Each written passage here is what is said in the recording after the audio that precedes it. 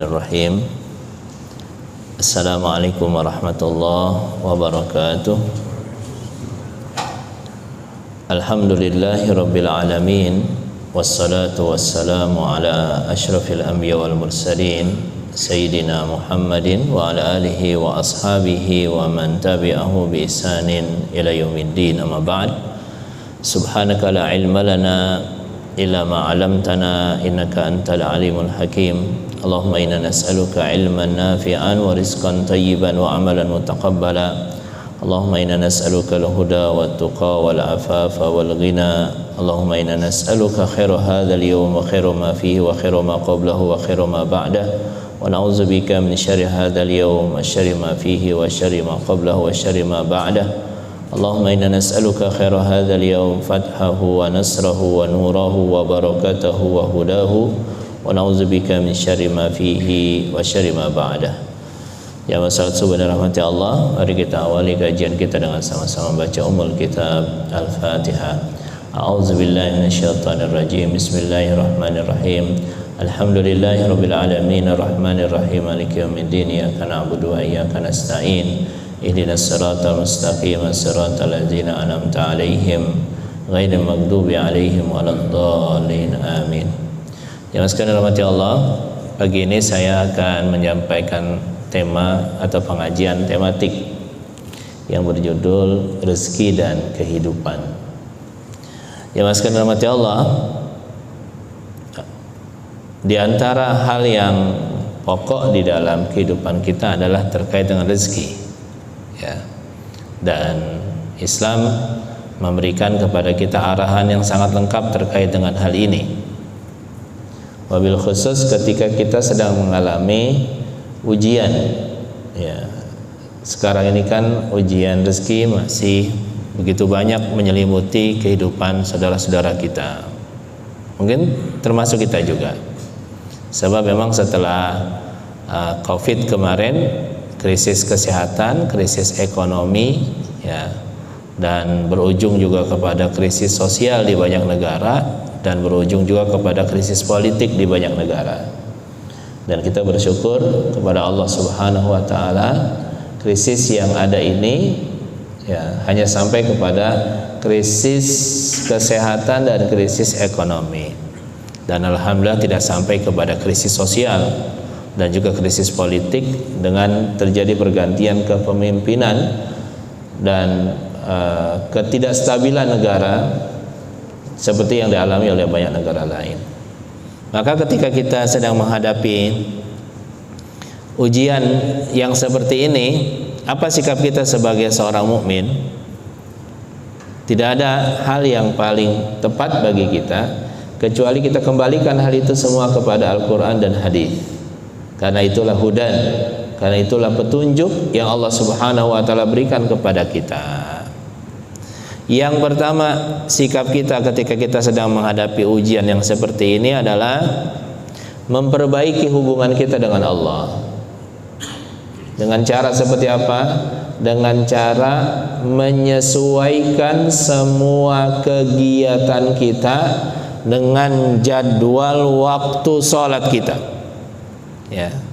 Pokoknya yang namanya kegiatan kita harus tunduk dengan jadwal waktu sholat kita. Karena yang mengatur semua kehidupan ini adalah Allah Subhanahu wa taala.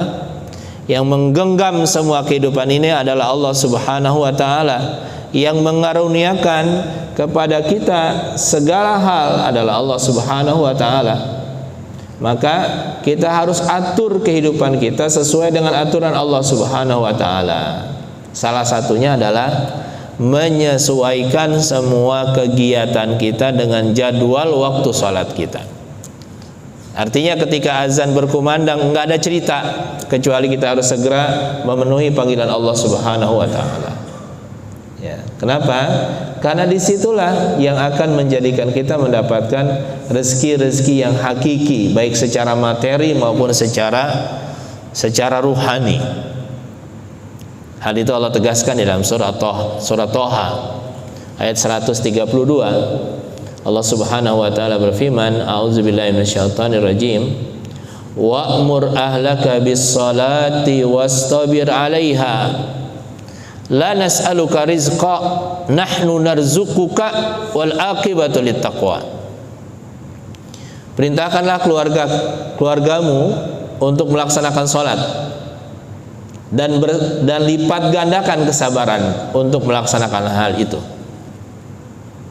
La nas'aluka rizqa, kami tidak minta rezeki dari engkau, kata Allah Subhanahu. Allah tidak minta rezeki dari kita.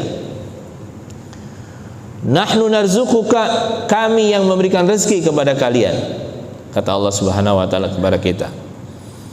Wal aqibatu littaqwa, dan kesudahan yang baik untuk orang-orang yang bertakwa.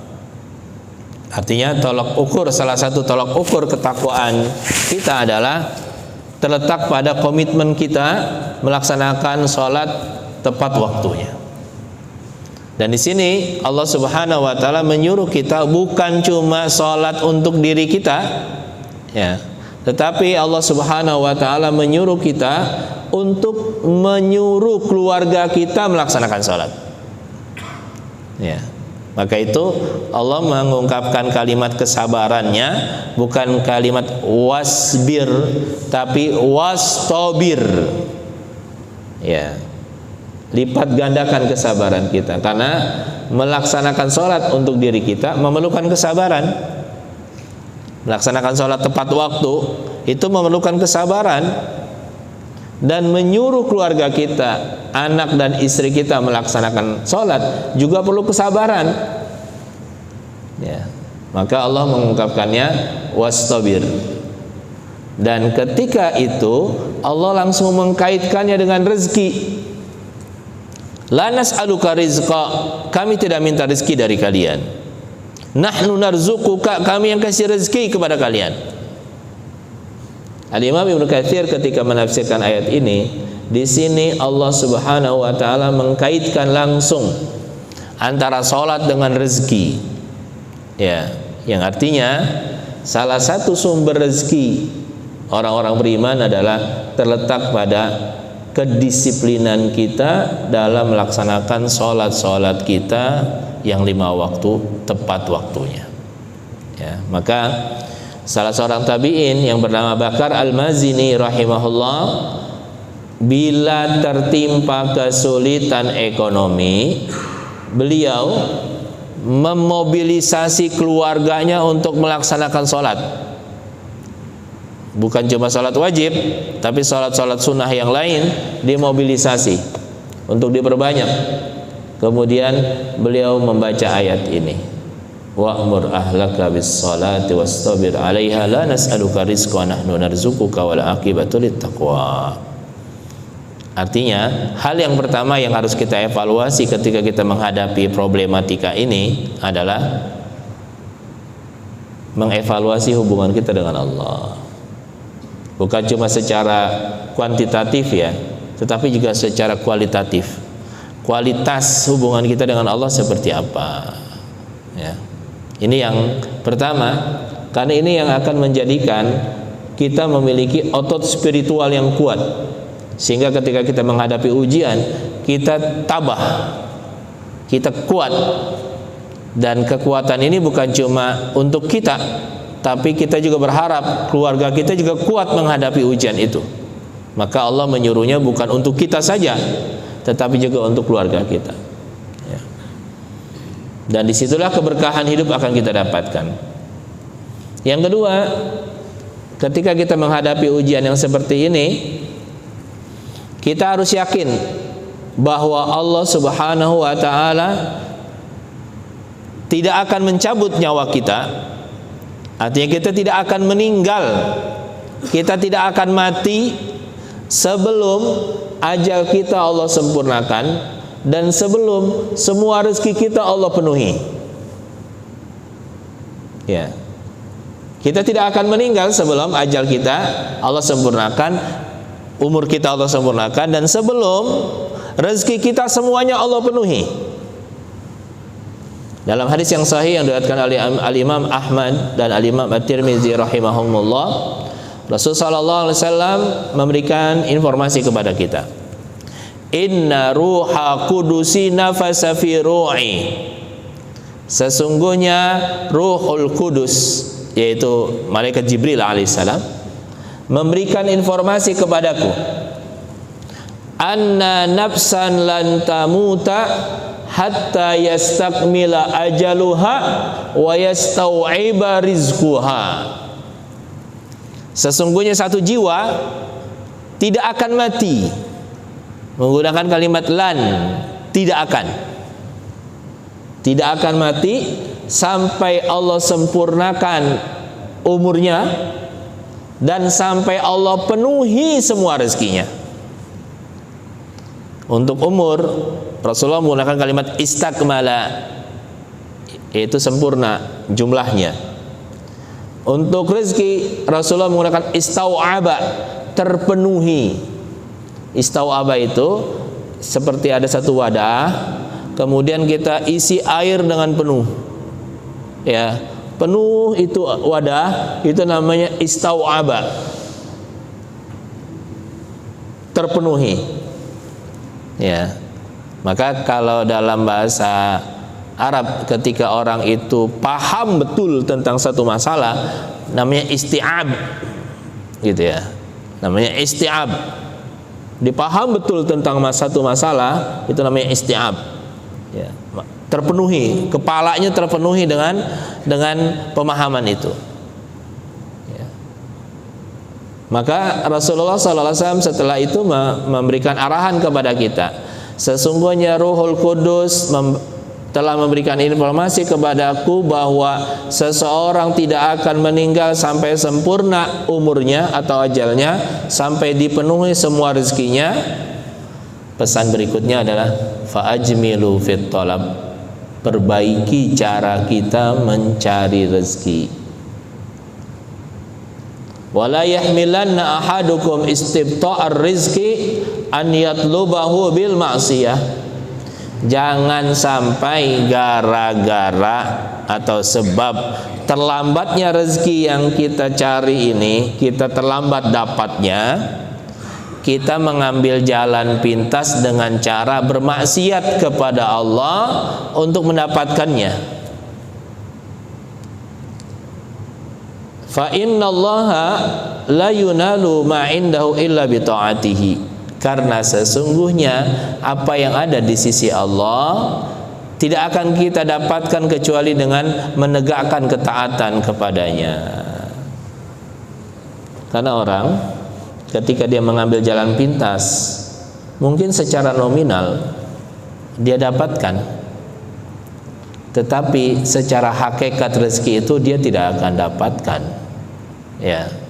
Bahkan jalan pintas yang salah itu bisa mengantarkan kepada masalah yang lebih besar, hancurnya nama baik, malunya satu keluarga, bahkan bukan cuma satu keluarga besar malu ketika terjadi kasus karena seseorang mengambil jalan pintas. Gara-gara karena apa? Karena merasa bahwa kenapa kok saya lambat mendapatkan rezeki, gitu ya. Padahal kan Rasulullah sudah ngasih tahu kita tidak akan meninggal sebelum rezeki kita Allah penuhi, ya. Maka fa'ajmilu fit talab, perbaiki cara kita mencari rezeki. Maka selama nyawa kita ada di dada dan selama kita mau kerja, mau tawakal, ya, berusaha maksimal, rezeki itu pasti datang, ya, rezeki itu pasti datang. Kalau seekor seekor binatang yang melata di dinding saja itu bisa mendapatkan rezeki karena dia bergerak, ya, apalagi kita manusia. Kalau seekor burung saja mendapatkan rezeki setiap pagi karena dia bergerak, ya, karena dia berusaha, apalagi kita manusia yang Allah sempurnakan semua diri kita dengan semua fasilitas, ya. Yang ketiga, tanamkan obsesi terbesar kita adalah akhirat, ya. Tanamkan obsesi terbesar kita akhirat, karena ini yang akan menjadikan kita memiliki kemampuan untuk mengambil dunia ini dengan baik. Ya. Dan jangan kita jadikan dunia ini sebagai tujuan utama, obsesi utama. Karena kalau dunia sebagai obsesi utama, semuanya akan berantakan. Hal itu sebagaimana sabda Rasul sallallahu alaihi wasallam. Di dalam sebuah hadis sahih Rasulullah bersabda, "Man kanatid dunya himmatuhu ja'alallahu faqrahu fi qalbihi wa syattata alaihi amrahu wa lam ta'tihi dunya illa ma kutiba lahu." Barang siapa yang cita-cita terbesarnya hanya dunia, obsesinya hanya dunia, sama sekali nggak ada obsesi akhirat. Ketika dia bekerja, obsesinya cuma dunia, maka kata Rasulullah, Allah akan tanamkan kefakiran di dalam hatinya, perasaan tidak cukup dengan apa yang dia dapatkan. Ini musibah besar. Ketika seseorang tidak merasa cukup dengan apa yang dia miliki, ya, apa yang dia dapat, ini musibah besar. Dia sudah dapat penghasilan, pekerjaan yang bagus, gaji yang bagus, karena merasa nggak cukup, akhirnya melakukan sesuatu yang menyimpang. Yang kedua kata Rasulullah, wasyattata alaihi amrahu, urusannya akan tercerai-berai, berantakan ketika obsesinya hanya dunia. Ya. Dan kita sudah banyak mendapatkan contoh, ya. Ketika individu-individu tersebut hanya obsesinya dunia, berantakan urusannya. Ya. Walam ta'tihi dunya illa ma kutiba lahu, dan dia tidak mendapatkan dunia kecuali sekedar apa yang telah Allah tetapkan.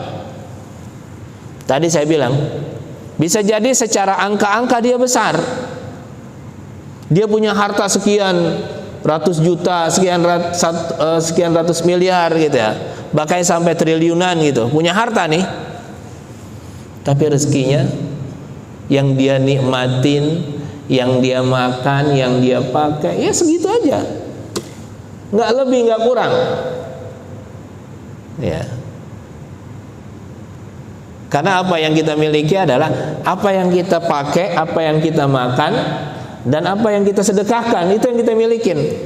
Yang ada di tabungan itu bukan milik kita, belum tentu milik kita, bisa jadi milik ahli waris kita, bisa jadi milik negara, gitu kan? Ada orang-orang yang ketika dia meninggal, mohon maaf nih Pak, hartanya tersimpan dan ahli warisnya nggak tahu. Mungkin bapak-bapak dengar cerita ya, ada satu orang di Singapura, salah satu pekerja BUMN Indonesia, ketika dia meninggal, hartanya jadi perebutan negara dan keluarganya. Karena nggak jelas kepemilikannya, ini milik keluarga dia atau milik negara gitu. Ya. Ini kan satu hal yang banyak terjadi dalam kehidupan kita sebagai manusia. Sebaliknya kata Rasul sallallahu alaihi wasallam, "Wa man kanatil akhiratu himmatahu ja'alallahu ghinahu fi qalbihi." Sebaliknya ketika orang itu obsesinya akhirat, dia bekerja dalam rangka mencari ridha Allah Subhanahu wa taala, dia mencari rezeki dalam rangka mencari ridha Allah Subhanahu wa taala. Dan ketika dia keluar dari rumah, bismillah tawakkaltu 'ala Allah la haula wala quwwata illa billah, ya Allah aku keluar rumah mencari rezeki untuk memenuhi kebutuhanku, kebutuhan keluargaku, anak-anakku, dalam rangka mencari ridhamu ya Allah. Allah akan tanamkan rasa cukup yang luar biasa. Ya. Wa jama'alahu syamlahu, Allah bereskan semua urusannya. Kita kan dalam menghadapi kehidupan ini kita nggak bisa mengatur semuanya. Urusan diri kita, jangankan urusan orang lain, urusan diri kita aja kadang-kadang berantakan. Kalaulah bukan karena hidayah, bimbingan dari Allah, kita tidak akan pernah mampu untuk membereskan urusan kita. Maka itu di dalam doa kita diajarkan doa setiap pagi untuk membaca ya Hayyu ya Qayyum bi rahmatika astaghits aslih li sya'ni kullah wa la takilni ila nafsi. Wahai zat yang maha hidup, wahai zat yang mengatur kehidupan, ya, Dengan rahmat-Mu ya Allah aku beristighasah, memohon karunia-karuniamu. Aslih li sya'ni, perbaiki urusanku ya Allah. Ya. Wala takilni ila nafsi, jangan engkau bebankan memperbaiki diri itu kepada diriku sendiri. Ya. Wala takilni ila nafsi turfata ainin. Ya, janganlah engkau bebankan urusan diriku kepada diriku sendiri. Karena kita nggak mampu juga untuk mengatur diri kita tanpa bimbingan dari Allah Subhanahu wa taala. Tetapi ketika obsesi kita akhirat, jama'allahu syamlahu, Allah akan bereskan urusan kita. Wa atadhu dunya wa hiya raghimah, dan dunia akan mengejar-ngejar kita walaupun kita tidak menginginkannya. Ya. Kalau kita baca sejarah orang-orang soleh dahulu, betapa dunia ini menjadi sesuatu yang berada di genggaman mereka walaupun mereka sebetulnya tidak menginginkan dunia itu. Ya, saya pernah mendengar ceramahnya Ustaz Adi Hidayat. Ustaz Adi Hidayat itu cerita ketika dia melakukan riset terhadap kekayaan para sahabat. Ya, kata beliau, Abdurrahman bin Auf itu kekayaannya 72.000 triliun. 72.000 triliun. Utsman bin Affan kekayaannya 30.000 triliun. Elon Musk berapa kekayaannya? Cuma 3.000 triliun. Dan sekarang berkurang menjadi 2.800 triliun. Ya. Artinya kekayaan Abdurrahman bin Auf itu sampai 72.000 triliun. Enggak pernah ada orang punya kekayaan sebanyak ini nih. Ya. Utsman bin Affan kekayaannya 30.000 triliun.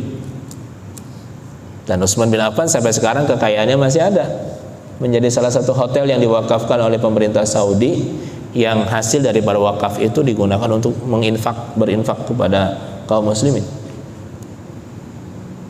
Ini kan contoh bagaimana dunia mendatangi mereka, ya, walaupun mereka tidak menginginkannya. Karena apa? Karena obsesi terbesar mereka adalah akhirat. Mereka adalah orang-orang yang begitu sangat mudah untuk mengeluarkan hartanya di jalan Allah Subhanahu wa taala, karena bagi mereka semua itu adalah semata-mata titipan dari Allah Subhanahu wa taala.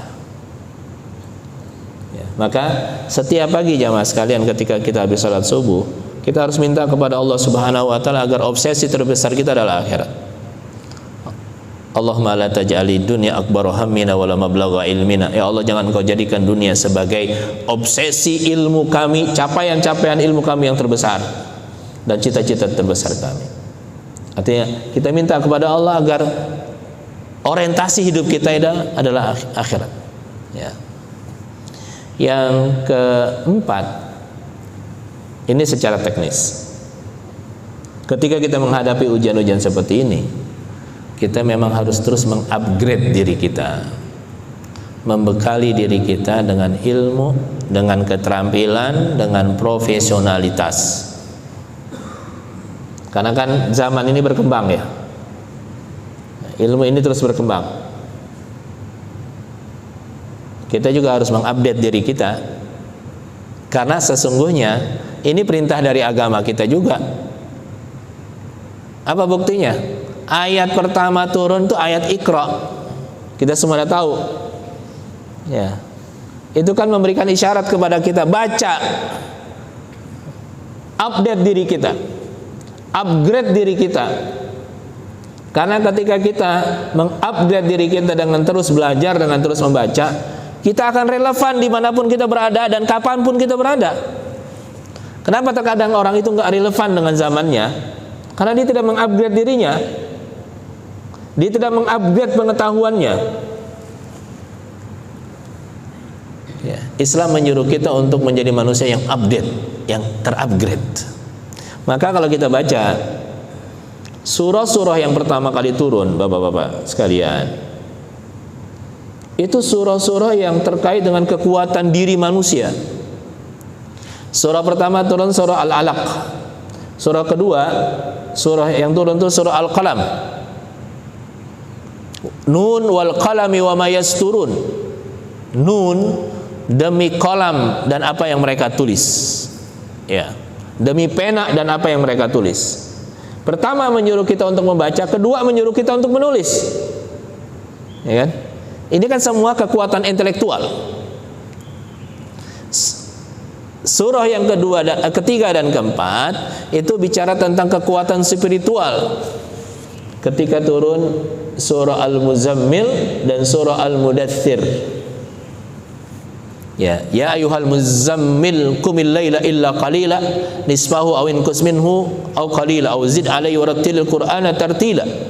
Perintah untuk bangun malam, perintah untuk salat malam, perintah untuk membaca Al-Qur'an di waktu malam. Ya ayyuhal mudaththir qum fa'anzir wa rabbaka fakabbir wa thiyabaka fatahhir war rujza fahjur. Ini juga perintah untuk bangun malam dan perintah untuk membersihkan jiwa. Ini 4 surah pertama turun.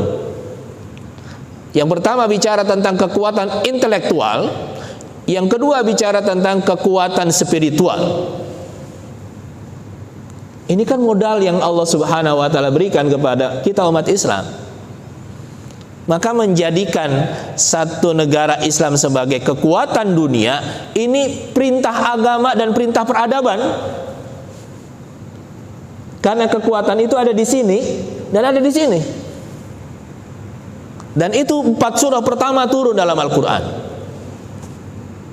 Ya. Kalau kita memiliki dua kekuatan ini terus, kekuatan intelektual dan kekuatan spiritual, maka kita akan relevan dimanapun kita berada. Kita akan profesional dimanapun kita berada. Dan rezeki itu tidak akan pernah berhenti. Ya, rezeki itu akan datang terus ketika kita memiliki dua kekuatan ini. Ya, maka itu Rasul sallallahu alaihi wasallam bersabda di dalam hadis yang diriwayatkan oleh Imam Hakim, innallaha ahabba 'abdan idza 'amila 'amalan ayskinahu. Sesungguhnya Allah cinta kepada seorang hamba ketika hamba itu bekerja, dia bekerja melakukan pekerjaannya dengan itqan, dengan profesional. Ya, kita tidak akan bisa menjadi orang yang prof. Ya, kalau kita tidak memiliki intelektual yang kuat, ilmu keterampilan yang kuat. Ya. Jadi ini yang harus kita tekankan. Kalau kita mungkin sebagian kita sudah pensiun, sudah lewat, ini kita tekankan kepada anak-anak kita. Ya, tantangan zaman ke depan ini semakin berat. Kalau tidak dibekali dengan kekuatan intelektual dan kekuatan spiritual, maka akan sangat mudah seorang manusia tergerus dengan zaman. Dan kekuatan-kekuatan inilah yang akan menjadikan diri kita itu memiliki kekuatan jiwa untuk menghadapi berbagai macam permasalahan. Ini kan ada satu penelitian, generasi sekarang kan dikenal dengan generasi sandwich. Ya kan? Sandwich itu kan dilihatnya enak, dilihatnya indah, tapi kalau dipukul itu empuk. Ini pernah saya sampaikan juga di sini. Anak-anak kita ini zaman sekarang ini kan serba instan, ya kan? Serba instan. Kalau kita dulu sekolah ujiannya berat, pergi jauh, diomelin sama orang tua dan sebagainya. Anak-anak kita sekarang serba mudah. Nah ini kita harus perhatikan, jangan sampai nanti anak-anak kita tumbuh kembang, ketika mereka mulai dewasa mereka tidak memiliki kekuatan dalam menghadapi ujian-ujian kehidupannya. Ada satu keluarga di saya lupa negaranya mana, dia sukses, keluarga muda ini sukses, ya, punya 2 orang anak, ya, tapi tiba-tiba terdengar satu keluarga ini bunuh diri. Padahal secara ekonomi dan secara kedudukan di pekerjaan perusahaan itu dia cukup bonafit. Setelah diteliti, ternyata keluarga ini menghadapi masalah, gitu ya, masalah ekonomi karena si suami menghadapi ujian di pekerjaannya. Dan setelah diteliti latar belakang keluarga ini, ternyata memang keluarga yang tidak memiliki kekuatan secara mental. Orang tuanya memberikan fasilitas yang penuh, ya, kemudahan dari awal dikasih kemudahan terus, memang sukses, gitu. Tapi secara mental mereka tidak memiliki kekuatan ketika menghadapi ujian, karena dalam proses pencapaian itu mereka tidak pernah menghadapi kesusahan-kesusahan. Ketika mereka sukses sampai puncak, menghadapi kesulitan, ngambil jalan pintas, bunuh diri. Ya. Ini kan sesuatu yang memang karena tidak ada iman. Maka membekali diri kita bukan cuma sekedar itu, tapi kekuatan mental, sehingga ketika kita menghadapi ujian kita tough, gitu ya. Anak-anak kita harus bekali dengan hal-hal yang seperti ini, ya. Maka itu ada satu ungkapan, optimis di waktu gagal adalah sebuah kecerdasan, percaya diri di waktu susah adalah satu kekuatan, tetap istiqomah walaupun banyak rintangan adalah sebuah kesuksesan. Ini kan kekuatan mental, dan itu semua kembali kepada kekuatan spiritual yang merupakan kekuatan terbesar yang ada di dalam diri seorang manusia. Yang kelima, kita harus manfaatkan waktu-waktu berkah. Kita kan umat Islam ini, kita punya prime time, ya. Ya, ada waktu-waktu istimewa yang di situ menjadi sumber kekuatan kita dalam mendapatkan berbagai macam karunia Allah. Setengah jam sebelum subuh tadi, ya, kalau kita bangun 3:30 cukuplah itu, ya, kita sholat, kemudian setengah jam sebelum subuh kita sedang berzikir lagi, berdoa kepada Allah. Setelah subuh nih sekarang sampai waktu isyraq, setengah jam sebelum maghrib, dan antara maghrib sampai isya. Ini prime time kita, ya. Waktu-waktu istimewa yang dimana keberkahan itu lebih besar kita dapatkan dibanding waktu-waktu yang lain. Disitulah kita harus membekali diri kita, ya, dengan doa-doa, dengan tilawah, dengan zikir, ya. Al-Imam Ibnu Taimiyah habis subuh gini, dia nggak ngapain, dia berzikir. Apa yang dibaca, Pak? Surah Al-Fatihah. Dia baca terus surah Al-Fatihah. Maka mohon maaf ya Pak, kalau ada seorang datang ke Indonesia tiba-tiba membid'ahkan orang baca surah Al-Fatihah, gitu kan? Mungkin bapak-bapak ngikutin di YouTube, ya. Ada seorang ulama datang ke Indonesia membid'ahkan orang yang membaca surah Al-Fatihah, padahal Imam Ibnu Taimiyah setiap pagi habis subuh yang dibaca surah Al-Fatihah. Sampai-sampai muridnya Al-Imam Ibnu Qayyim rahimahullah bertanya, "Ya Syekh, setiap pagi apa yang kau baca?" "Aku baca surah Al-Fatihah." "Itulah sarapan pagiku." Ya. Memang nggak dicontohkan oleh Rasulullah, cuma baca surah, tapi itulah yang dilakukan oleh Imam Ibnu Taimiyah, karena itu bagian daripada Al-Quran yang boleh saja kita baca. Dari Al-Quran kita mau baca kulhu, kita mau baca Al-Fatihah, kita baca apa, silakan saja, nggak dilarang, ya. Termasuk ketika kita mengawali sebuah majelis kita baca surah Al-Fatihah sebagai bentuk cara kita mendapatkan keberkahan Al-Quran, ya. Maka kembali, waktu-waktu istimewa ini harus kita jaga. Kita akan rasakan Bapak-Bapak sekalian, secara spiritual kita mendapatkan satu kekuatan yang luar biasa ketika kita menjaga waktu-waktu istimewa ini, ya. Sehingga kita ketika misalkan pagi hari ini sebelum subuh tadi kita sudah bangun 3:30 atau jam 4, kita berzikir, kita sholat, kemudian habis subuh kita berzikir dan kita sholat, kemudian kita berzikir lagi, kita pergi kerja, itu ada satu kekuatan tersendiri yang kita dapatkan, ya. Atau kita mencari rezeki dengan cara yang lain, ya, itu ada kekuatan tersendiri, ya. Dan kita harus yakin rezeki itu ada di langit. Rezeki itu ada di langit, sebagaimana firman Allah, wa fis samai rizqukum wa ma tu'adun. Di langitlah rezeki-rezeki kalian dan apa yang Allah Subhanahu wa taala janjikan, ya. Artinya apa? Di sini Allah ingin kasih tahu kepada kita Salah satu cara untuk mendapatkan rezeki adalah memperbaiki hubungan kita dengan yang di langit. Ya. Terakhir, kalau kita sudah berusaha maksimal, kita sudah beribadah sesuai dengan apa yang kita sudah ketahui, kita sudah berdoa, berzikir, bersedekah, gitu ya.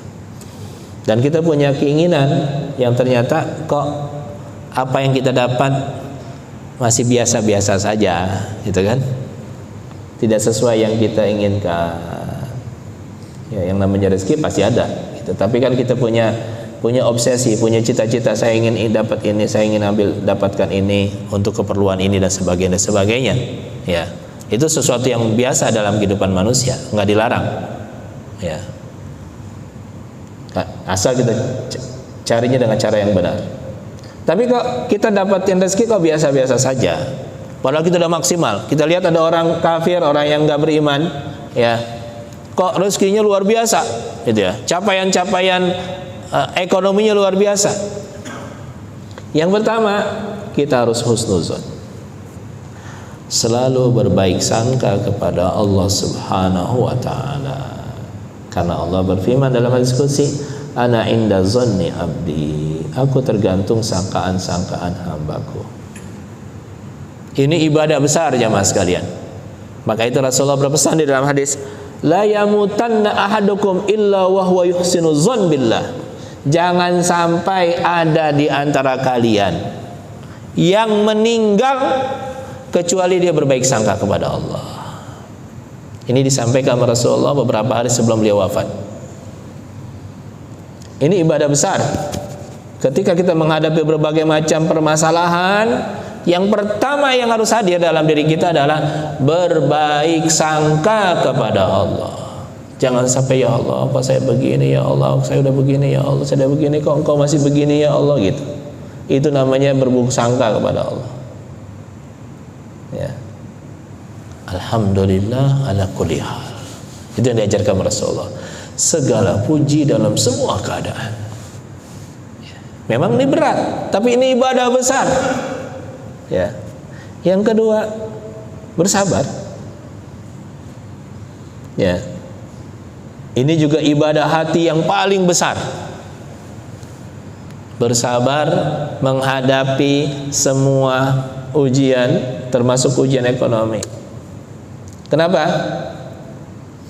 Karena dunia ini bukan bagian terakhir kita. Dunia ini bukan bagian terakhir kita. Hidup kita kan sementara aja, ya kan? Kita kan sudah lewatin ini, dari mulai kita kecil, kita mulai remaja, kita dewasa, kita punya anak, kita punya cucu. Ini kita sudah melewatin, sebagian kita sudah melewatinya. Dan terasa cepat. Kayaknya baru kemarin, baru sekedipan mata. Ya, nanti kita punya kehidupan abadi. Rasulullah bersabda, Innallaha khalaqa rahma mi'atar rahmah. Allah menciptakan nikmat 100 nikmat. Fa amsaka indahu tis'atan wa tis'ina rahmah. Allah simpan 99 nikmat itu di sisinya. Wa arsala ila jami'i khalqihi rahmatan wahidah. Yang Allah kirim kepada semua makhluknya satu rahmat. Coba kita bayangin, Pak, satu rahmat Allah kirim kepada semua makhluknya. Kan saya pernah sampaikan di majelis ini, NASA pernah menghitung antara bumi dengan matahari besarnya 1.300.000 kali lipat dibanding bumi. Itu makhluk. Itu makhluk. Dan Allah kirim satu rahmat untuk seluruh makhluknya. Manusianya, jinnya, malaikatnya. Malaikat kan makhluk, ya kan? Dan makhluk-makhluk yang kita nggak tahu. Yang kita tahu itu lebih sedikit daripada apa yang kita tahu. Semuanya Allah kasih satu rahmat. Yang 99 Allah simpan. Ini yang menjadikan diri kita tenang ketika kita menghadapi berbagai macam ujian. Itu yang dikatakan oleh Imam Ali, Amirul Mukminin Ali bin Abi Thalib. Seseorang yang cita-citanya akhirat, itu ringan bagi dia dalam menghadapi ujian dunia, karena dia yakin ini bukan bagian terakhir, ya, bukan bagian terakhir. Dan Rasulullah dalam hadis yang sahih yang lain ketika bicara tentang dunia, Rasulullah bersabda, "Lau kanatid dunya tazinu 'indallah janahu ba'udatin masaqa kafiran minhu syurbata ma'in." Seandainya dunia ini nilainya di sisi Allah seharga satu sayap nyamuk. Kita tahu nyamuk. Seandainya dunia ini nilainya seharga satu sayap nyamuk di sisi Allah, maka Allah tidak akan berikan minum kepada orang kafir walaupun satu teguk air. Apa maknanya? Dunia ini di mata Allah kecil, ya, maka dikasih ke semua orang, ya, maka dikasih ke semua orang dunia ini, yang berimannya, yang kafirnya, yang munafiknya, yang fasiknya, yang orang-orang jujurnya, yang orang-orang jahatnya, orang-orang baiknya, dikasih semua. Tapi agama, keimanan, hanya Allah berikan kepada orang-orang yang Allah cintai. Karena itu jalan untuk mendapatkan yang 99 itu. Ya, Bapak sekalian, kalau kita memiliki keyakinan seperti ini, kita akan kuat dan kita akan sabar dalam menghadapi ujian-ujian kehidupan. Tapi kalau kita nggak punya keyakinan seperti ini, kita akan sangat mudah goyang dalam menghadapi ujian-ujian kehidupan, termasuk ujian masalah rezeki. Hadis ini bukan berarti kita disuruh miskin, enggak jamaah sekalian, enggak. Islam itu harus kaya. Ya, rukun Islam saja itu kan perlu kekayaan untuk kita tegakkan, ya kan? Rukun Islam yang 5 itu, dari mulai sholat, zakat, puasa, ya, haji, cuma syahadat doang yang nggak perlu kita pakai harta. Semuanya harus pakai harta, gitu kan? Hadis-hadis seperti ini bukan berarti kita disuruh miskin, enggak. Ini untuk memberikan satu persepsi kita tentang kehidupan. Ketika kita menghadapi ujian-ujian kehidupan, kita merasa ringan karena kita punya modal pemahaman yang kuat dalam menghadapinya. Nah, itulah Bapak-bapak sekalian, satu tema yang ingin saya sampaikan karena ini sedang menjadi isu yang banyak berada di sekeliling kita, dan ini perlu kita sampaikan kepada anak-anak kita agar anak-anak kita juga memiliki kekuatan dalam menghadapi satu ujian-ujian yang mereka akan lewati seperti yang sudah kita lewati, dan kita akan terus menghadapi ujian ini, ya. Demikian yang dapat saya sampaikan tema kita, dan insya Allah nanti di pengajian ini, di majelis ini, kita akan lanjutkan kajian. Saya akan menyampaikan tafsir surah An-Nur, surah cahaya, ya. Tema kita nanti, karena tema yang sebelum-sebelumnya sudah selesai kemarin, yang khutuwatun nahwal malik sudah selesai, langkah-langkah menuju Allah sudah selesai, liqa ma'al malik, pertemuan dengan Allah juga sudah selesai. Maka kita akan bahas terkait dengan satu surah yang menjadi pedoman bagi kita dalam bermasyarakat, yaitu surah An-Nur, surah tentang cahaya. Wallahu a'lam bishawab. Bapak sekalian, kalau ada yang ingin diperdalam silakan sebelum kita melaksanakan salat syuruk.